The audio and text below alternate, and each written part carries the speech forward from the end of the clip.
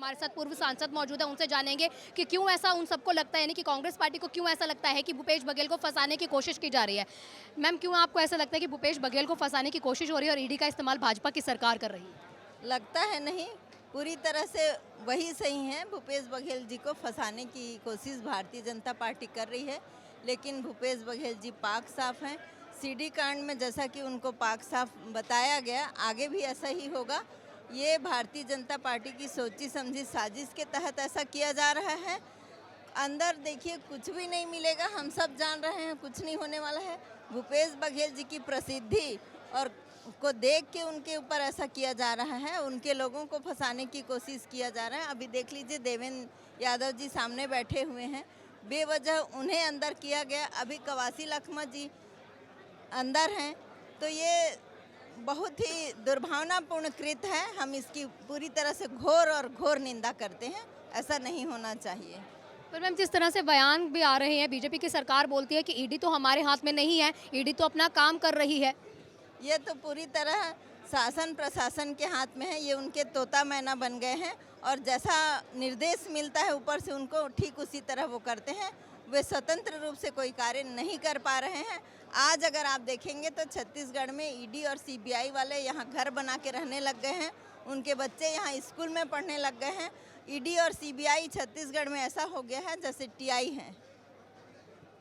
तो देखिए, लगातार यहाँ पर जो है इल्ज़ाम लगाए जा रहे हैं। भूपेश बघेल बिल्कुल ठीक है और भूपेश बघेल के ऊपर इस तरह के इल्ज़ाम लगा के, क्योंकि उन्हें पंजाब का प्रभारी बनाया गया और पंजाब की कमान उनके हाथ में दी गई है, तो छत्तीसगढ़ में उनकी छवि धूमिल करने से क्या कुछ मिलेगा?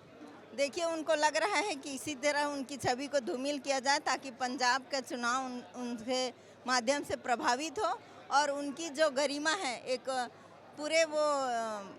पूरे भारत में भूपेश बघेल की जो छवि बनी हुई है पिछले समय से, जब वो प्रदेश के मुख्यमंत्री थे, उसको धूमिल करने का कुत्सित प्रयास किया जा रहा है, लेकिन उसमें उनको सफलता नहीं मिलेगी। जिस तरह से सीडी में बरी हुए उसी तरह से सीबीआई में भी वो बरी हो जाएंगे। ईडीआई कुछ नहीं है। कि काम खुद से गलत करते हैं, जब पकड़े जाते हैं तो भाजपा को कटघरे में खड़ा कर देते हैं। देखिए, ये भारतीय जनता पार्टी पूरी तरह से लोगों को दबा के काम करना चाहती है। मैं खुद जब राज्यसभा की सांसद थी, मेरे 6 साल के कार्यकाल में 11 सांसद जो विभिन्न राजनीतिक दल से सांसद चुन के आए थे, चाहे वो कांग्रेस से, चाहे वो कोई भी पार्टी से, विभिन्न पार्टी से, वो 11 सांसद जो ऐसे थे जो 3 साल इधर इस तरफ बैठे, अपनी पार्टी के साथ बैठे और 3 साल बीजेपी के साथ बैठे। मतलब उनको पूरी तरह से डराया धमकाया गया और वो अपने में शामिल करने के बाद उसको पाक साफ कर देते हैं और इसी तरह से उनका काम चल रहा है पूरे भारत में। आपको छत्तीसगढ़ के जितने भी बघेल के सपोर्टिव हैं वो यहाँ पर आपको मिलेंगे ही। अब हमारे साथ विधायक भी मौजूद है, उनसे बातचीत करते हैं और जानेंगे, क्योंकि ये पूर्व मंत्री भी रही है, इनके पास महिला बाल विकास का मंत्रालय भी रहा है। जानेंगे कि देखिए, लंबे समय तक बघेल जी ने छत्तीसगढ़ में काम किया है और खूब सपोर्ट भी किया, चाहे महिलाओं को हो या फिर किसी भी डिपार्टमेंट पे हो, लेकिन इस तरह के लगातार उनके ऊपर इल्ज़ाम लगते रहते हैं और अंत में आकर ये बोल दिया जाता है कि ईडी जो है भाजपा के सहयोग कर रही है, भाजपा के डर से ईडी कांग्रेस को यहाँ पर उनकी छवि जो है धूमिल करने की कोशिश कर रही है। नहीं, बिल्कुल भूपेश बघेल जी यहाँ के हमारे छत्तीसगढ़ के शीर्ष नेता है और क्या छत्तीसगढ़ क्या पूरे देश में उनका वर्चस्व है, लोग जानते हैं और अपने यहाँ के जनता के लिए वो हमेशा से, अभी से नहीं, शुरू से लड़ाई, युवा कांग्रेस से लड़ाई करते करते यहाँ तक पहुँचे हैं और पूर्व में हमारे मुख्यमंत्री भी रहे। उस समय युवाओं के लिए, महिलाओं के लिए, गरीबों के लिए, किसानों के लिए जो काम किए हैं, शायद आज कोई मुख्यमंत्री नहीं कर सकता जो काम उन्होंने किया है। तो आज जनता के लिए उन्होंने जो आवाज़ उठाई, जनता की जो अटल आवास के बारे में विधानसभा में क्वेश्चन लगाया, उनका जवाब वो दे नहीं पाए आंकड़े सहित, और आज परेशान होके उन्होंने डराने की कोशिश कर रही है ईडी के माध्यम से। आज हमारे पार्टी के, वैसे भी कांग्रेस के लोग कभी डरते नहीं हैं। जब आज़ादी के लड़ाई में अपनी जान आहूत कर दिए, ऐसे कांग्रेस पार्टी को इन लोग ईडी से क्या डराएंगे। आज हमारे एक एक कार्यकर्ता उनका सामना करने के लिए खड़े हैं। क्योंकि आज हम जनता के लिए यहाँ राजनीति करते हैं, अपने लिए नहीं करते हैं। पर बीजेपी सरकार आज दुर्भावनावश इस तरह की हरकतें कर रही है और अपनी गलती छुपाने के लिए हमारे कांग्रेस के वरिष्ठ नेताओं के ऊपर ईडी का रौब दिखाकर, डराकर, धमकाकर उनको कमज़ोर करने की कोशिश कर रहे हैं। पर हम आपके माध्यम से बता देना चाह रहे हैं, कांग्रेस के एक एक कार्यकर्ता निडर हैं और आगे लड़ते हैं और आगे भी लड़ते रहेंगे। मशीन मंगा रहे हैं तो यानी अंदर कुछ मिला है।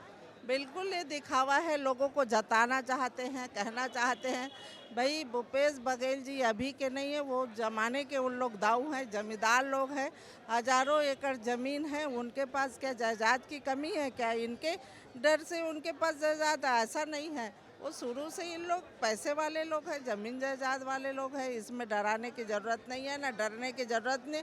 ये जताने की कोशिश कर रहे हैं भाजपा के लोग कि ऐसा है वैसा है, अब कल न्यूज़ में वैसे करेंगे, पर ये गलत है और गलत तरीके से डराने की कोशिश कर रहे हैं। लगातार कांग्रेस पार्टी ये भी कह रही है कि कुछ ऐसी हेडलाइंस है जिसको दबाने का प्रयास ईडी के माध्यम से छत्तीसगढ़ में कहीं ना कहीं जो खबर है वो डाइवर्ट कर दी गई है। वो ऐसी कौन सी खबरें जो लगता है कि दबाने का प्रयास किया जा रहा है भाजपा सरकार की ओर से? नहीं, बिल्कुल अब इनको तो वो उजागर नहीं करेंगे, परंतु कांग्रेस ही है जो इनको इनकी जो कमजोरी है, इनकी जो गलतियां हैं, इनकी जो भ्रष्टाचार है उसको बाहर निकालने की कोशिश करेंगे। ऐसे हमारे शीर्ष नेता इसलिए दबाने की कोशिश कर रहे हैं। जानेंगे कि किस तरह से भूपेश बघेल की छवि को धूमिल करने के लिए प्रयास किए जा रहे हैं। ये तमाम जो है बातें कांग्रेस की तरफ से की जा रही हैं कि भूपेश बघेल की छवि, चूंकि पंजाब का प्रभार उन्हें मिला है और उसके बाद यहाँ ये इल्ज़ाम लगाए जा रहे हैं जब वो तमाम जो उनके ऊपर केसेस चल रहे थे उनसे बरी हो जाते हैं तो उनकी छवि धूमिल की जा रही है। ये पूरा घटनाक्रम राजनीतिक प्रेरित है, दुर्भावनावश ये कार्रवाई की जा रही है। कांग्रेस के बढ़ते ग्राफ को देखते हुए भारतीय जनता पार्टी पूरी तरीके से न केवल प्रदेश में बल्कि पूरे देश में भयभीत है, क्योंकि राहुल गांधी जी इस देश के सर्वमान्य नेता बन के उभरे हैं। वहीं राज्य के जो नेता हैं उसमें भूपेश बघेल जी भी हैं, जिनको राष्ट्रीय महासचिव बनाया गया, मुख्यमंत्री रह चुके हैं, प्रदेश अध्यक्ष रह चुके हैं। उन ध्यान भटकाने के लिए ये कार्रवाई उनकी तरफ की जा रही है, जिसकी हम समझते हैं कि पूरे प्रदेश में निंदा की जा रही है। सर, लगातार भाजपा की सरकार ये वाली बात बोल रही है। हमने सबसे जानने की कोशिश की, उन्होंने कहा कि लखमा जी अगर अनपढ़ मंत्री थे तो उन्होंने बाकी तमाम डॉक्यूमेंट पे तो कभी साइन नहीं करते हैं, तो ये इतना 2000 से भी ज़्यादा का घोटाला पे उन्होंने कैसे साइन कर दिया? अब ये सारी मनगढ़ंत बातें हैं। ये वो जो कह रहे हैं वो सही कह रहे हैं कि वो दस्तखत नहीं करते थे सारे अधिकारी, जो भी उन्होंने कहा है वो सत्य कहा है। और सर, जिस तरह से यहाँ पर कांग्रेस की तरफ से इल्ज़ाम लगाया जा रहा है कि भाजपा की सरकार की यहाँ साजिश है और ईडी के माध्यम से यहाँ कांग्रेस की छवि धूमिल करने का प्रयास किया जा रहा है, क्योंकि पंजाब का प्रभार बघेल जी को मिला है और कहीं ना कहीं आने वाले दिनों में चुनाव भी है और पंजाब कांग्रेस के हाथ में आती हुई दिख रही है और भाजपा डर गई। लेकिन इससे इतर भाजपा कहती है कि यहाँ पर काम इन लोगों ने ऐसे किया है, ईडी तो स्वतंत्र है, वो तो कहीं पर भी जाकर काम कर सकती है। मैं आपके माध्यम से कहना चाहता हूँ, सांच को आँच नहीं है। आप जांच करा ले, नतीजा सिफर रहेगा। निर्दोष है कांग्रेस जन, निर्दोष थे, निर्दोष हैं और निर्दोष रहेंगे। कांग्रेस ने कभी इस तरह का काम नहीं किया है। और ये भी बोला जा रहा था क्योंकि आबकारी घोटाले में अगर बात करें तो उनके बेटे जो चैतन्य हैं उनको क्यों यहाँ पर बीच में संलिप्त किया जा रहा है? अब ये तो भारतीय जनता पार्टी ही बता सकती है कि वो क्यों इस तरह की कार्रवाई कर रहे हैं। लगातार सोशल मीडिया के जरिए हम देख रहे हैं कांग्रेस अपना जो पॉइंट ऑफ व्यू है रख रही है, उस पर भाजपा की सरकार लगातार आपके ऊपर वार पलटवार का दौर जारी है। वो कह रहे हैं कि इस तरह के काम किए होंगे तभी तो ईडी वहां पर पहुंची है। देखिए, भारतीय जनता पार्टी ईडी की प्रवक्ता आज से नहीं बनी हुई है। जिस दिन से भारतीय जनता पार्टी ने ईडी को अपना अनुशासनिक संगठन बनाया उस दिन से भारतीय जनता पार्टी ईडी की प्रवक्ता बनी, कोई नई बात नहीं है। भूपेश बघेल जी पिछले हफ्ते ही भारतीय जनता पार्टी के एक षड्यंत्र से बरी हुए हैं। सीबीआई ने जो उनके खिलाफ मुकदमा चलाया था, सीबीआई की अदालत ने उसमें उनको डिस्चार्ज किया। उसके बाद वो पंजाब के प्रभारी बनने के बाद जिस प्रकार से पंजाब में एक माहौल बदला है, कांग्रेस के पक्ष में जो माहौल बदला है, उसके बाद भारतीय जनता पार्टी भूपेश बघेल से डरी हुई है। साथ ही पूरे देश में, पूरे अंतर्राष्ट्रीय स्तर पर जिस प्रकार से भूपेश बघेल कांग्रेस के खिलाफ, कांग्रेस ने भारतीय जनता पार्टी के खिलाफ एक माहौल बनाया हुआ है। अब भारतीय जनता पार्टी के खिलाफ में पूरे देश में एक ट्रेंड चल रहा है कि जिस प्रकार से आर्थिक आधार पर विफल साबित हुए हैं, अमेरिका में उनकी विफलता हुई, तो इस सब से ध्यान हटाने के लिए भारतीय जनता पार्टी को कांग्रेस का बड़ा नेता चाहिए था टारगेट करने के लिए, इसलिए भूपेश बघेल टारगेट किए गए हैं। लेकिन सर लगातार अगर बीजेपी वालों से बात करें तो वो कहते हैं कि हमें कांग्रेस को यहाँ पर उनकी छवि धूमिल करने की ज़रूरत क्या है, वो तो पहले से ही पार्टी बची ही नहीं है, छत्तीसगढ़ में तो रही नहीं, पूरे देश में भी देखा जाए तो बहुत सीटें कम हो जाती है। वो जो पहले उनका प्रभार था, जो उनका काम था, वो अब नहीं है कांग्रेस का। पूरा देश जानता है कि ईडी का सहारा लेके ही भारतीय जनता पार्टी जिंदा है। यदि छत्तीसगढ़ में आज सत्ता परिवर्तन हुआ तो उसके पीछे ईडी का षड्यंत्र है। एक ड्राइवर के बयान के आधार पर तत्कालीन मुख्यमंत्री के खिलाफ सार्वजनिक सभा में प्रधानमंत्री भाषण देता है। ये ईडी का षड्यंत्र नहीं था तो क्या था? दूसरी सबसे बड़ी बात यह है कि भारतीय जनता पार्टी छत्तीसगढ़ में मजबूत कब थी? ईडी, सीबीआई, आईटी इनका सहारा लेके चुनाव में जीते हैं। 36 सीट हैं आज भी कांग्रेस पार्टी की, भारतीय जनता पार्टी विपक्ष की 36 सीट है, 35 सीट कांग्रेस पार्टी की है। भारतीय जनता पार्टी तो मात्र 14 सीट पर सिमट गई थी।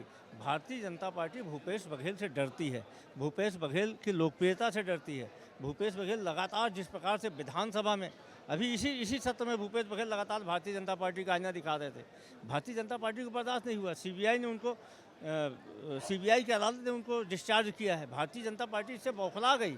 जो भारतीय जनता पार्टी सीडी के मामले में भूपेश बघेल जी के खिलाफ, कांग्रेस के सीनियर नेता विनोद वर्मा जी के खिलाफ में जो एक षड्यंत्र रचा था, वह षड्यंत्र धीरे धीरे बेनकाब होते जा रहा है। अब वो करें तो क्या करें? इसके बाद उस बौखलाहट में ईडी को उन्होंने फिर यहाँ पे भेजा है। ये भाजपा की बौखलाहट है, इसके अलावा कुछ भी नहीं है। भाजपा की बौखलाहट अगर छत्तीसगढ़ में देखने को मिल रही है तो ये भी कहा जा रहा है कि उनके बेटे की संलिप्तता थी। लखमा के साथ अगर देखा जाए तो पूरा प्रॉफिट जो है चैतन्य बघेल के पास आ रहा था। ये किसी ईडी ने भी आपको बताया? नहीं, भाजपा की सरकार इस तरह के इल्जाम लगाए। भाजपा को ईडी ने बताया? भाजपा को ईडी ने बताया क्या? यदि ईडी ने भाजपा को बताया, इससे साफ होता है ईडी और भाजपा की मिली-जुली घुसती है। ईडी अभी घुसी है, अभी निकली नहीं उनके घर से। और डॉक्टर रमन सिंह जी को, विष्णुदेव साय को पता लग गया कि चैतन्य बघेल की इसमें संलिप्तता थी। इसका मतलब यह है कि लिखित स्क्रिप्ट के आधार पर ईडी यहाँ पे आई है। इसके पहले भी जब ईडी की छापेमारी होती थी, कांग्रेस की जब सरकार थी, तब डॉक्टर रमन सिंह का प्रेस नोट पहले आता था, ईडी का प्रेस नोट दूसरे दिन आता था। तो ये पूरी तरीके से भारतीय जनता पार्टी का षड्यंत्र है। छत्तीसगढ़ का एक एक व्यक्ति इस बात को जान रहा है। तो लगातार षड्यंत्र के तहत ये कार्रवाई की जा रही है। हमने जितने भी लोगों से बात की और वो भी ये कह रहे हैं। हमारे साथ सुशील शुक्ला जी मौजूद थे, मीडिया प्रभारी हैं और तमाम चीज़ें जो हैं कांग्रेस की देखते भी हैं।